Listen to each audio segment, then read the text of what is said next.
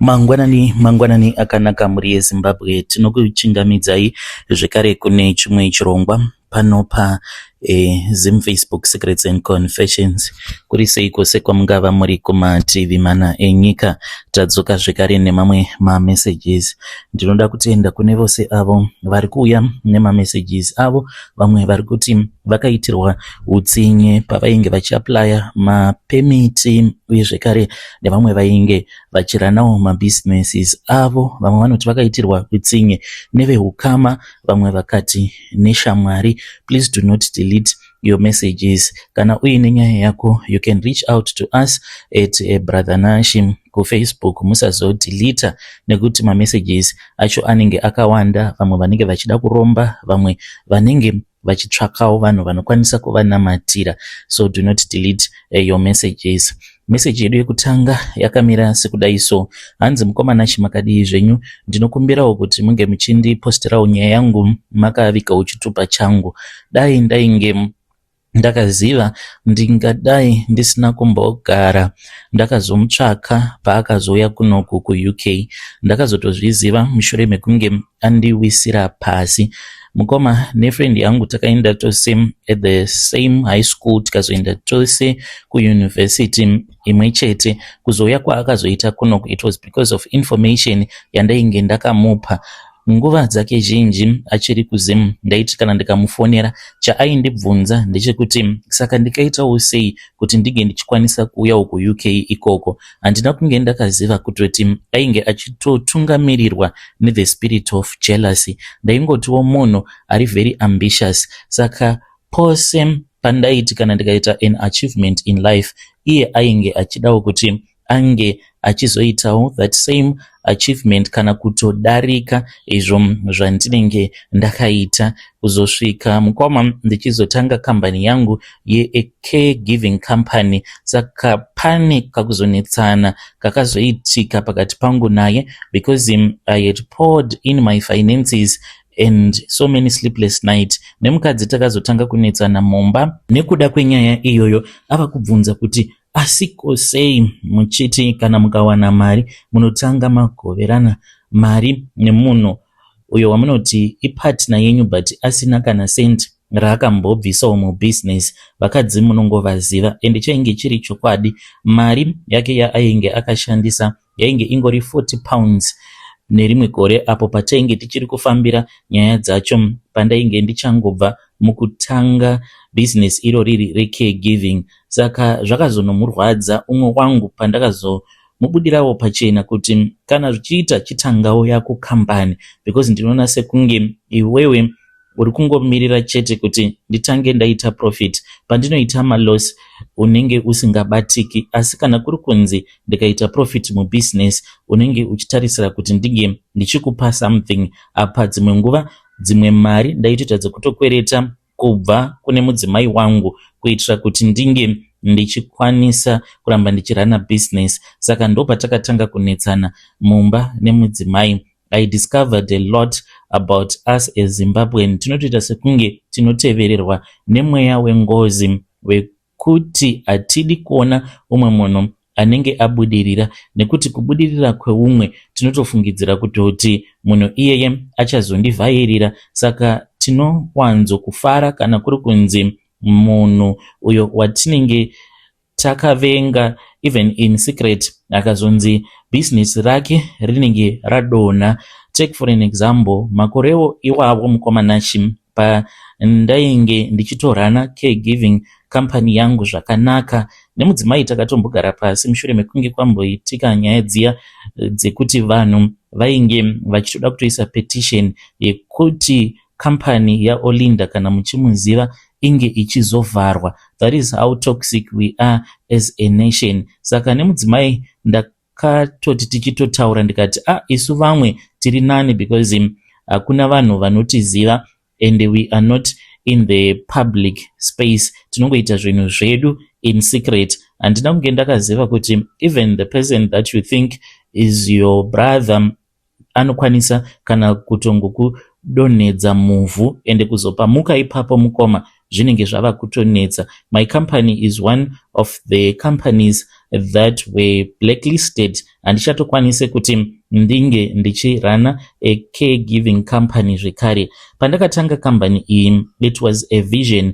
Ndainge ndakaona zvinoitwa nema-Indian nema-Nigerian, izvi zvose zvekunzi zvinozozivikanwa kuti vanhu vanotengesa ma-COS zvakazotanga kuzivikanwa mushure mekunge isusu maZimbabwean, nekuda kwekuti tiri toxic against each other, patakazotanga kuzviitawo ndipo patakabva tachizotokanganisira vamwe vanhu vainge vagara vachizviita. Vanhu vekuIndia vainge vakagara vachizviita kubva nechekare. Most of the Indians vakauya kunoku vaitozviziva kuti unge uchikwanisa kuuya kunoku kuUK waitofanira kutoti unge uchitobhadhara something, then ivo vaizoti kana vakauya kuno kana ukashanda then wobva wachizobuda muUK wobva wachizoendawo kune dzimwe nyika kunana Canada, Australia.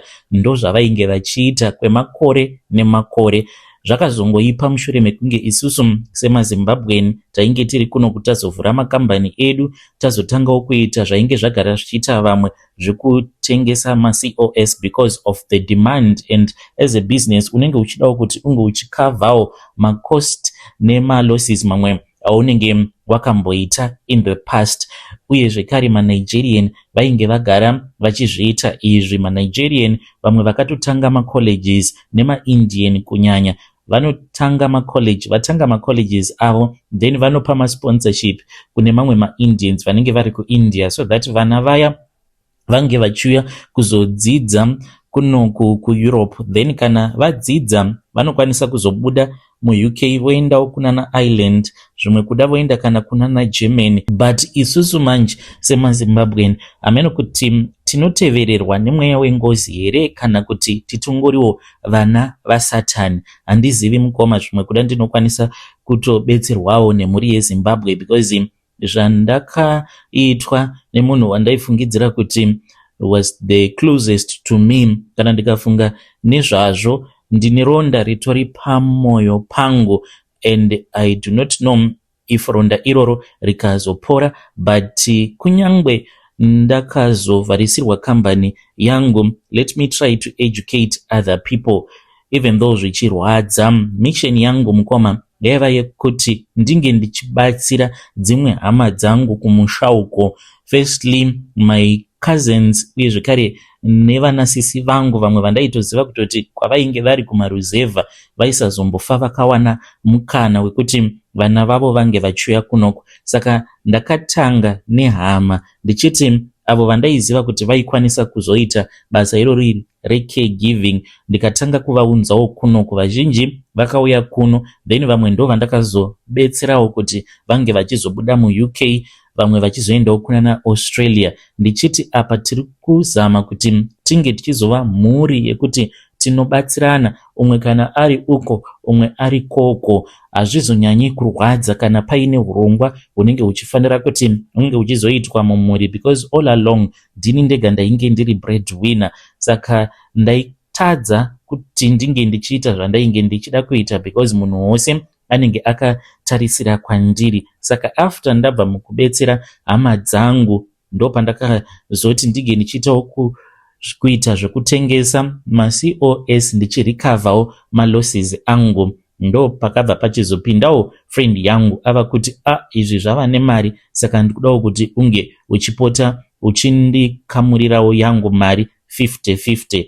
I learned the hard way kuti sekunoku kuUK, stay as far away as possible from any Zimbabwean. Kana ukangoona panenge pakaungana maZimbabwean, chitodarika, usatombomirapo uchibvunza kuti ko chii chiri kuitika. Usafa wakashamwaridzana nemuZimbabwean. Zviraramire upenyu hwako iwewe nemhuri yako kana uchida kuva successful in life.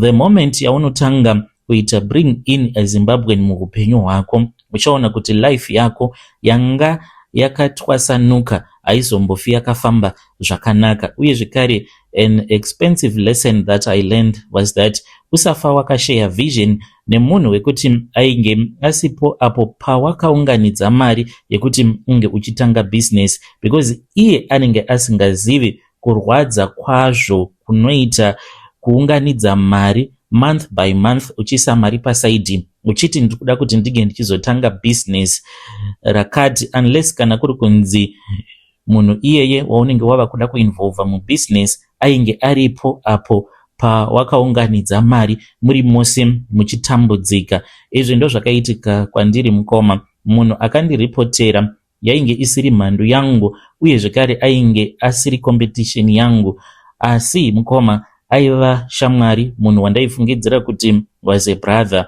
And kuya kwatakaita kuUK sezvandakuudzai kuti we struggled together, but inini manje nekuda kwekuti ndainge ndiri munhu aigara akangovhura maziso ndichitsvaka maopportunities, saka nekuda kwekuti ndainge ndava kusimukira very fast, ndaiona sekunge iye aifarira kuswedera padhuze neni ndisingazivi kutoti kuzviswededza kwaainge achiita padhuze neni yainge iri nhau yekuti ainge achitorwadziwa achida kuona kuti ndinozvifambisa sei muupenyu hwangu. Pandakatanga kambani yangu mukoma, vazhinji vakandiseka including him, akati izvi zvecaregiving hazvina kana mari nekuti unenge uchingorohwa mari yetax, it is better kuti unge uchingoshanda. Saka mukoma ndakazotopinda muindustry ndikatotanga kutoshanda as a caregiver. Ndo zvinondirwadza kuti ndakatombosiya basa randainge ndichiita inini pandakatanga company ndikabva ndachizotanga kushanda as a caregiver. Ndainge ndichida kunyatsokunzwisisa kuti zvinhu zvacho zvinombofamba sei.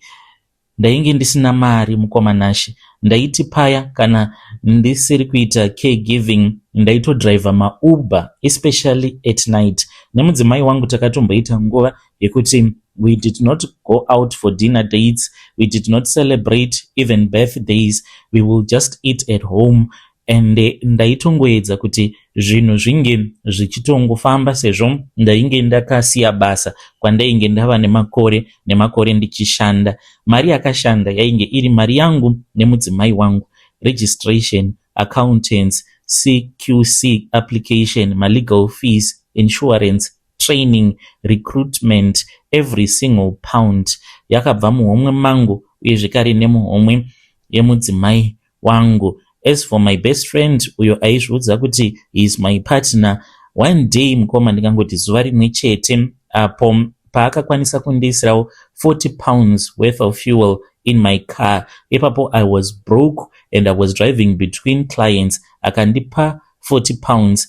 I thanked him genuinely for that 40 pounds. Ndakazoti ndatowanawo mari ndikaedza kuti ndige ndichimudzosera mari iyoyo. Akanditi no, it's fine. Handina kunge ndakaziva kuti kamari ikako kandainge ndakashandisa ndiyo mari yainge ichazokonzeresa mashoko later on.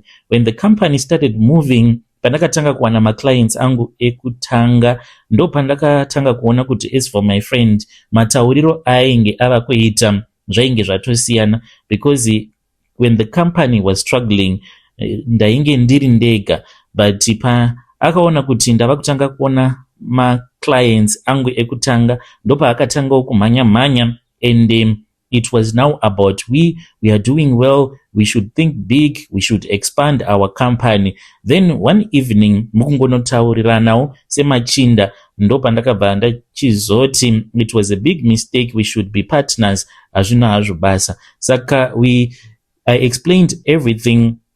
But it was fine, we were supposed to do 50-50, we put the money, we all carried the risk, and I thought kuti iyo ainge achazopota achindipa something kana kuri kunzi panenge paine mari dzandinenge ndichifana kuti ndinge ndichizoshandisa. But mukoma takazononetsana, ndikaona kuti ndini ndikuramba ndichingoburitsa mari, especially apo patainge tava kutengesa maCOS, taiti kana kuri kunzi tikapiwawo kana ingava 86,000 nemunhu. Mari iyoyo yandinenge ndichifana kuti ndige ndichikavha malosses awo andakaita, loss of income chaiyo, because ndainge ndimbori nebasa rakanaka. Nemudzimai tikatombonetsana mumba mushure mekunge ndamuudza kuti ndainge ndafunga kuti ndige ndichisiya basa. Saka ndainge ndava kuti vanhu ava vandiri kutengesera maCOS, mari dzangu dzochiendawo mumasavings, because ndakaita 1.5 year ndisingashandi ndichitongoita izvozvi zvecaregiving so that I can learn. Saka ndainge ndiine maloss mukoma. For that 1.5 year mudzimai wangu ndiye aibhadhara mabills. Chandaikwanisa kungoita at that time kungotengawo chikafu nekuzongobatsirawo mudzimai, but mudzimai wangu ndiye aibhadhara mortgage yemba uye zvekare nemotikari. Ndaikwanisawo kuzongoitawo patch in here and there, vana insurance apa vana vari muzvikoro. Saka my wife had suffered for almost 1.5 year achingotambudzika chete ari ega pulling this business, achitoti kana zvikaita you have to take me on a holiday. Now zvainge zvaita mukoma. Mudzimai ndo paakaona kuti ndainge ndava kudhonzera sawira uya ainge asina kana chaainge akambobvisa mubusiness expect for the 40 pounds. Saka tanitsana nemukadzi ndo pandakabva ndachizomudza one day when we had a meeting ndikati you know what I can do is that I can pay you a salary, give you commission for each and every client yaunenge wakwanisa kuunza business, then I can give you commission. How about we work like that? Because kumba kuna madam atisisiri kuwirirana, or I can help you start your own, but 50-50 hazvisi kubuda no. Saka takatogara kudaro, I then saw the change in his face. Ndikatoona kutoti munhu uyu ava kutondivenga, pure hatred chaiyo. Saka his logic ndikangoti mashoko mashoma aakataura after that was that I was there from the beginning, uye zvekare it was his idea. Iyo nyaya yekunzi it was my idea. Saka ndakabva ndachizongotanga kungoita zvinhu zvangu in silent, because iyo kuside kwake ainge ava kusandibatsirawo pandainge ndichitarisirawo kuti as a partner anofanira kuti ange achiita ABC, especially pakazouya umwe mukadzi. Ndikangoti zvinhu ndopa zvakatanga kuda kunooma mukambani yangu. Painge paine umwe mukadzi uyo akauyawo kunoku. You know, us as Zimbabweans, we have a problem. Mukadzi uyo akati auya, she was still being processed. Ndainge ndatofonera mchinda wangu ndikati pane munhu ari kufanira kuti anga achienda kunotorwa kuairport. Saka iyewo haana kuenda, ainge ava kutomanyidzanawo nedzake, plus akazonotanga yake kambani zvazvekuda kuti ndava kutozviitira zvinhu zvangu, I can do this. Saka haana kundiudza kuti handikwanisi kuenda. Saka maZimbabweans titoriwo neproblem pachezvedu, like we have this sense of entitlement. Mukadzi uyu mukoma ndiye akaita kuti kambani yangu the first time around inge ichimboitwa ma-investigations, and dai ndisina kuzoudza friend yangu zvimwe kuda angadai asina kuzoenda kunondimhan'arira, because mukadzi iyeye mukoma akati achiitwa processing because painge pasina munhu ainge auya kuzomutora. Ndakazotomhanyako ndiri inini, but when I got there mukoma andakabatikana. Ndikabva ndamuudza mukadzi iyeye kuti you were supposed to remain quiet. Yedu iyi yekunzi takanyanyisa kudzidza. Mukadzi iyeye akabva ati but I paid for this visa. Saka vakamubvunza kuti what do you mean when you say kuti you paid for this, because mutemo iyo unoti kana uchisponsor munhu haafaniri kuti anga achishandisa mari, unofanira kuti unge uchimubatsira. Saka iye ainge ava kutaura kuti ndine mari dzandakabhadhara, kambani iyi yakatondipromisa basa mushure mekunge ndabhadhara mari. Where I was hurt pandakanzwa information iyoyo kuti ndo zvaainge ataura mukadzi iyeye. So we had to make some plan and to adjust kuti dzimwe mari dzaainge achiti ainge abhadhara dzaiva mari dzemaflight tickets, this and that, and we were going to pay her back. Kubva ipapo mukoma moyo wangu ndopa wakabva wango tungooma. Ndikati handichadi kubatsira muZimbabwe zvekare, because we have this sense of entitlement. Saka ndainge ndava kungobetsera vanhu vekuziva kuti munhu akauya kwandiri achitiwo ari kuda kuuya kunoku. Vamwe vainge vagara vari kuno, munhu obva ati ndine munhu wangu ari kuZimbabwe andoda kuti auye kunoku, but anokwanisa kungouya kuno through the COS. It was the easiest thing that could help you to come to the UK. Ndo vanhu vandainge ndava kudhila navo, ndainge ndava kusashandidzana nevanhu ava vekungonhonga mumawhatsapp vanenge vagara vachida kuya kunoku kuUK. As for my friend, when he heard this, I think kuti ndipo pa akabva achizotanga kuendesa information, because information aitova nayo kuti takawana mari uye zvigare tinodhila sei nevanhu vanenge vari kuZim avo vataibhadharisa mari dzekuti tinge tichikwanisa kuzovapa certificate iwawo of sponsorship. I did not know. I was foolish. I thought kuti he was my friend. I did not know immediately, but the emails, now when I go through those emails, I can see kuti it started slowly. My emails kubva ku home office vachida kunyatsokunzwisisa, requesting for clarification nema-delay nema-routine checks pavanhu avo vatinenge taunza kunoko. Saka vazhinji vataiunza kuno, it's like unenge wagara uine ingava iri mhuri yako kana kuti girlfriend uchida kuti munhu wako ange achiuya kunoko. Saka vamwe vacho kubasa vaitouya kunoko vachitoziva kutoti vari kunogara nemapartners avo, noti zvebasa izvi. Saka takazotanga kurohwa nema-routine checks and you find out kuti munhu uya anenge asiri kukwanisa ma-hours awo aanenge akanzi anenge achifanira kuti ange achizoshanda on a weekly kana kuti on a monthly basis. But the details manje, I started to see kuti pane munhu ari kupa vanhu ava information. This was not rumors or guessing or just ma-routine checks, because painge patova nema-screenshot, mazita, ma-dates, ma-amounts, zvekare nema-WhatsApp conversation. And the only person that could do this was my wife or friend yangu kana kuti mukadzi wake. Ndivo vega vaiva ne-information iyoyo. Saka my COS allocation was frozen mukoma, my license was suspended, and vakazotondirwadza vanhu vainge vatoya kuno kuzoshanda, because it was not easy mukoma, and most of the clients we left them. And chakandirwadzawo ndechekuti ndiri munhu ainge akasiya basa rake rainge rakanaka, ende tikazototanga kutonetsana nemudzimai mumba kuti dai musina kumbogara makatanga zvinhu zvose izvi zvamakazotanga kuita izvezvizvi. We had a life, taitoendawo kumavacation, vana vedu vachitoendawo kuzvikoro pasina kana problem, but ndaifungidzira kuti this was going to help us to secure a much more better future. The worst part was not losing the company. We finally realized kuti the person who had done it was my friend. Mkoma ipapo it was very terrible to know kuti ndo zvandakaitwa izvozvo. Asi dai kwanga kuri kunzi ndichazowana mukana wekuti ndinoenda kuna naChipinge, ngoma nashi ini kunyangwe zvikazonzi ndichakwidza gomo, ini mugomo ndichamupinda kana muine ng'anga, kunyangwe zvikanzi inenge iri ng'anga inorombesa.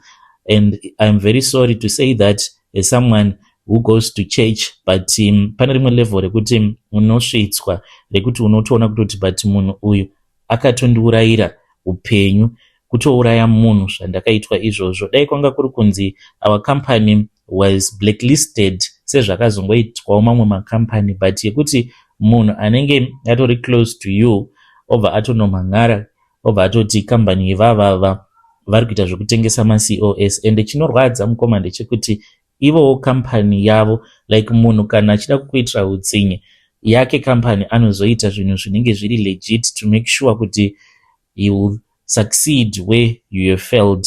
Ndo zvakaitika, vanotorana business ravo pasina kana problem, but mumwoyo mangu ndokusaka ndati ndine ronda and ndine bitterness. Handizivi kuti chii chichazoitika kuti ronda iroro ringe richizopora. And nezvandinonzwa pose pandinofunga nezvayo nyaya iyi, kana ndikaenda kuZim mukoma nashi, kana ndikawana munhu wekuti anokwanisa kugadzira munhu uyu akandidonedza mubusiness ngoma, I'm sorry to say this, but nemari yandakaluza, the possibilities are quite high kuti kana ini munonzi mumaninga munogara zviya zving'anga zviya zvinonzi zvinogara mumakomo mumaninga imomo kuna naChipinge, ndinokwanisa kupinda ndimbonzwawo kuti ivo vanoti kudii vacho vanenge vachinzi vari kunyika dzimo nezvandakaitwa.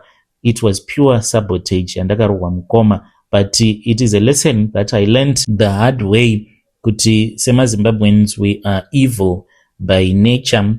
I think it is because of jealousy, kukurirawo munhamo, maybe ndo zvinozokonzeresa kuti tinge tichizova nejealousy towards other Zimbabweans. So kwamuri mukoma kune mhuri yose yeZimbabwe, never share your vision, do not share your life nemuZimbabwean. Just live your life iwewe nemhuri yako, because they will poison the soil where you have planted your seed. If they have poisoned the soil where you have planted your seed, do you think kuti you will be able to grow anything chikatoita chibereko? Andione sekudaro. I am rebuilding slowly, not caregiving. I'm trying another business, but I've learned my lesson, quiet and being alone, so that kana kuri kunzoti kazobudirira this time around business rinenge ringori rangu nemudzimai wangu, but takatambisirwa nguva mukoma. Anondirwadza mudzimai, munamato wangu ndewekuti Mwari kana mukakwanisa kuzondipawo mukana, mukadzi wangu ndaida kuti ndige ndichimubhadhara for 1.5 year iyo yaakashanda achishandira pasina. Yo vedare ndo message iyo yandakatumidzirwa ichibva kuna mukoma vedu. Zvakangooma hazvo vedu we pakaipa vakaitirwa utsinye. Ivo vanoti hanzi ndaitombova nedzimwe nguva dzekuti ndaita sekunge ndava kuda kubatwa nestroke. Hanzi madoctors vaindiudza kuti kana ukaramba uchifunga uchabatwa nestroke. Of course your company is no longer running, but ukaramba uchifunga uri kuzobatwa nestroke. Vanoti ivo hanzi ndainzwa chiveve maoko mangu, zvekare vachinzwa chiveve nemumakumbo umu kana vakatanga kufunga nezvazvo. Yo zvakangooma hazvo veduwe. Kana muinewo situation yamakasangana nayo yakakurwadzai, you can come to my inbox and you can share with us your own side of the story. Zvakangooma hazvo veduwe. Regedzai tibva taenda panyedu inotevera. Nyedu inotevera yakamera sekudai so. Hanzi makadi zvenyu mukoma, ndinokumbirawo kuti munge muchindiposterawo nyaya yangu makavika chitupa changu. Ininiwo mukoma ndiri murume uye zvekare ndine makore 36 years ekuberekwa. Baba vangu vakazoshaika zvavo, vainge vari muCIO. Baba vangu vaiva vaine vakadzi vakawanda, vaiva nevakadzi 4, but that is a story for another day.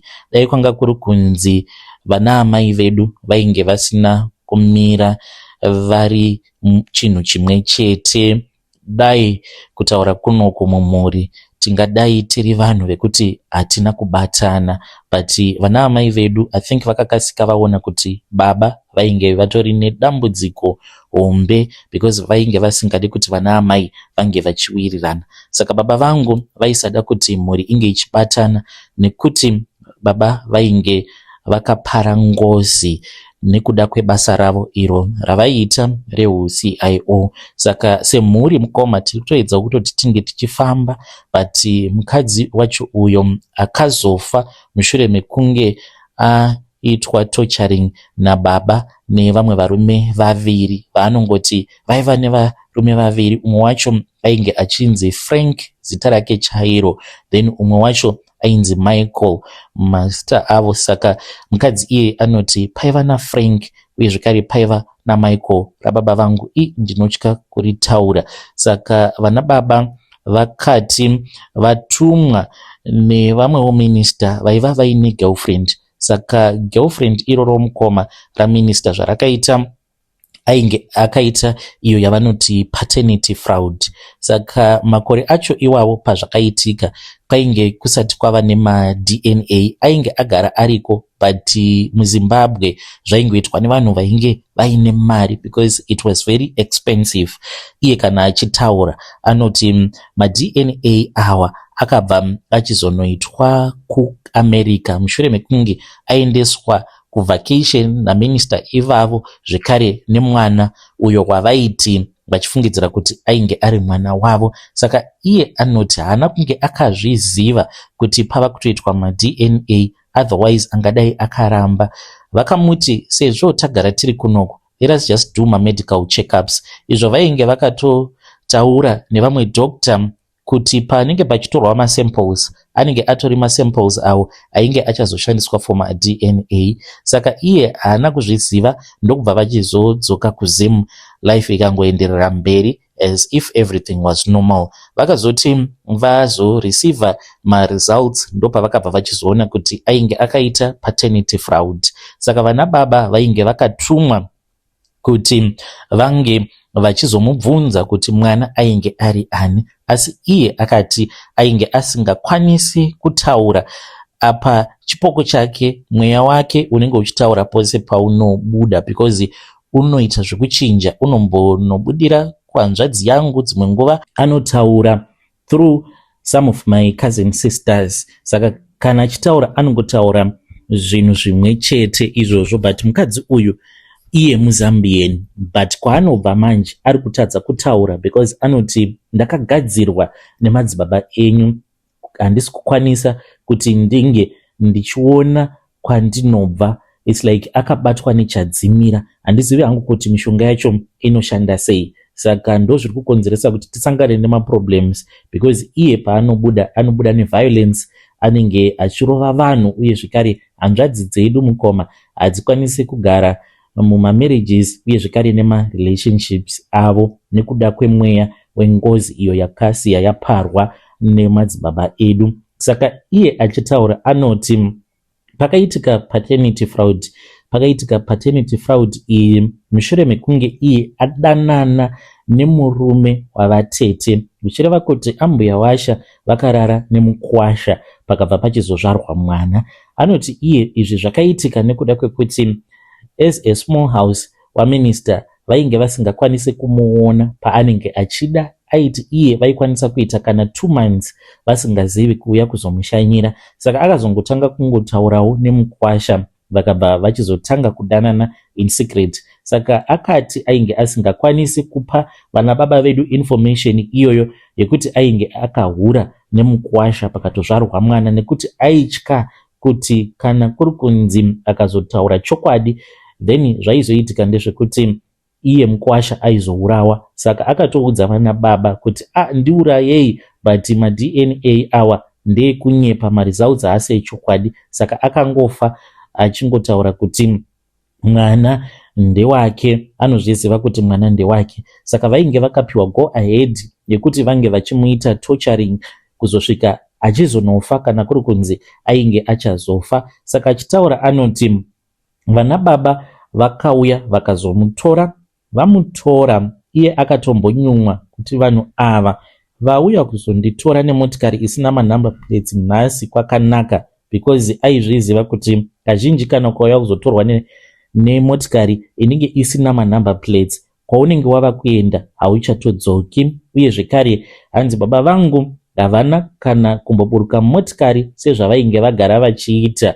Vainge vakatomira pagedhi rake. Motikari yavainge vachidhiraivha zvinonzi yainge iri BMW X5, yainge iri yeblack, yainge iine matinted glasses, zvekuti waisakwanisa kuona kuti mumotikari mune vanhu here kana kuti hamuna vanhu. Even newindscreen anoti rainge ritori tinted windscreen. Saka akati afonerwa naminister akaudzwa kuti aifanira kuti ange achibuda panze apinde mumotikari kune kwavainge vachida kuzosangana naye. Saka akabuda ndokubva achizopinda mumotikari. Achinopinda mumotikari ndopaakabva achizotoona kutoti mainge muine varume vatatu including my father. Akatanga agara kufront, akanzi nogara kuback seat.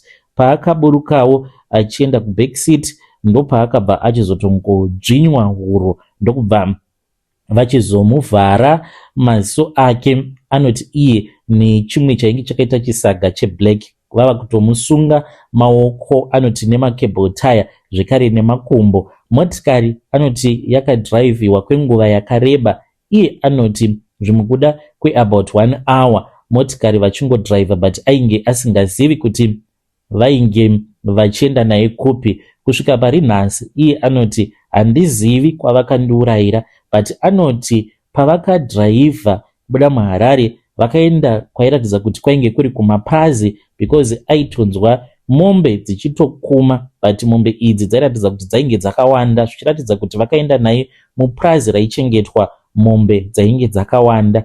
Anoti iye vakazoti vasvika pamba pacho kana painge pari papurazi ndokubva vachizomuendesa mune imwe room. Zvose zvichiitwa anoti ainge akavharwa maziso vakatanga vachamunyudza musoro wake mumvura vachiti kana ava kuita sekunge ava kufa vobva vamuburitsa musoro wake mumvura, then ndokubva vachizotanga kumubvisa nzara. Anoti izvo ndo zvakazomuuraya.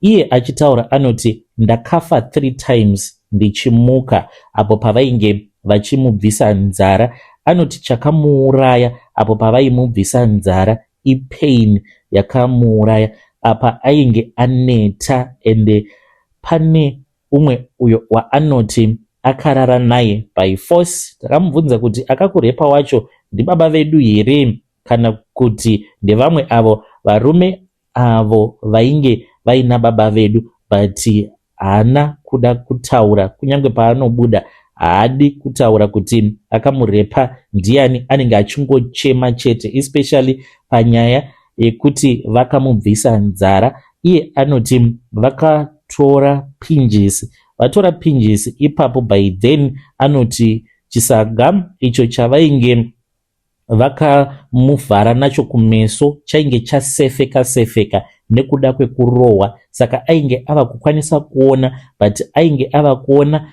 zviri kure kure sezvo chainge chichiri chakamuvhara. Saka anoti vakatora pinjisi yacho anoti yainge yakareba pinjisi iyoyo. Saka vaiti kana vatora pinjisi kudaro vainge vakamusungirira maoko ake pacheya yesimbi iyo yavainge vakamugadzika zvekuti aisakwanisa kuti aite kana anything asi kungochema, because vainge vakamusunga newaya. Vaiti kana vatora pinjisi kudaro vamwe vaviri ndivo vaibata chigunwe, then umwe ndiye ainge akabata pinjisi obva aruma nzara. Anoti pazvakaitika aiva aine nzara dzainge dzakareba dziya dzinoiswa nevanhukadzi. Saka nzara yaiti kana yarumwa saizvozvo yaitanga kukwakwanurwa zvishoma nezvishoma, ichikwakwanurwa kusvika yabva nzara iyoyo. Then vaizotanga kumudira mvura yainge isinganyanyisi kupisa. Anoti izvo ndo zvaikonzeresa kuti aite sekunge afa, because uku anenge ava kunzwa kutsva, uku achinzwa kurwadziwa. Anoti ndo zvaiita kuti ange achimboita unconscious, izvozvo kuti muviri unenge uchipisa uku achinzwa kurwadziwa. Vozomumutsa, achingonomuka vaimubvunza kuti iwe taura, mwana uyu ndewani? Kana akati ndewavo, handina umwe murume wandakamborara naye, vobva vamuti unonyepa. Vobva vamubvisa zvekare imwe nzara vachiita yekukwatanura. Vakamubvisa nzara dzemumaoko nenzara dzemuzvigunwe kusvika achizonofa. Iye anoti akafa pana baba vedu vakamutarisa. Ndopaakatanga kuvatevera. Kubva ipapo vakazviziva kuti vainge vava kutoteverwa nechipoko, because aitongoramba achinetsana navo. Vakatombovhiringidzika pfungwa vakashaya kwainge kuine motikari yavo, vakazotoita zvekutoteverwa nen'anga iyo yainge yatumidzirwa naminista. Ndokusaka asingazivi kuti kwacho kwaakaurayirwa ndekupi, because ipapo paainge achinetsana navo achivavhiringidza pfungwa pakabva pauya n'anga iyo yakabva yachizomutsipika same time. Nepaakavigirwa haatozivi, because iye anoti ndinongoona rima sezvaakafa, achingoona kuti ainge akafukidzwa rimwe zisaga, but achionera kure kure. Saka anoti zviya kana achitaura maziso ake anenge akavhara. Uyo anenge achisvikirwa anenge achiita sekunge munhu ari kuonera kure, anenge asingatokuonei zvakanaka. Tamboedza kuti tinge tichifamba nehanzvadzi dzangu idzo 5 dzinosvikirwa nemweya wacho ikoyo. Saka muimba yaamainini vekupedzisira, amainini ndivo vane vana vaviri avo vanobudirwa nemweya wacho. Ndiyo nyaya yandiunza pano. Mukoma, kana muine munhu wamunoziva anogona kubuditsa mweya wengozi so that ukwanise kutaura zvinobatika, because iye chaanogona kungorondedzera ndechekuti vakandibvisa nzara, takabuda muHarare tikadhiraivha kwe1 hour. Chitiudza zita rako. Anobva ati ndiri kuvharwa handisi kugona kutaura. Ende anenge achibudirwa mukoma anenge ava kutoita sekunge akadzipwa, zvekuti n'anga inenge ichitibatsira inobva yachizotoita kuti mhepo yacho inge ichizorora, otherwise hanzvadzi inenge yabudirwa inokwanisa kuzotofa. Saka kana muine munhu wamunoziva ane masimba anokwanisa kutibetsera, tipeiwo mafoni numbers ake. Hei vedare ndo message iyo yandakatumidzirwa ichibva kuna mukoma vedu. Ngatizamei kuti tinge tichitaura navo mucomment section. Zvakangooma hazvo vedu we. Strange things indeed they do happen in this world.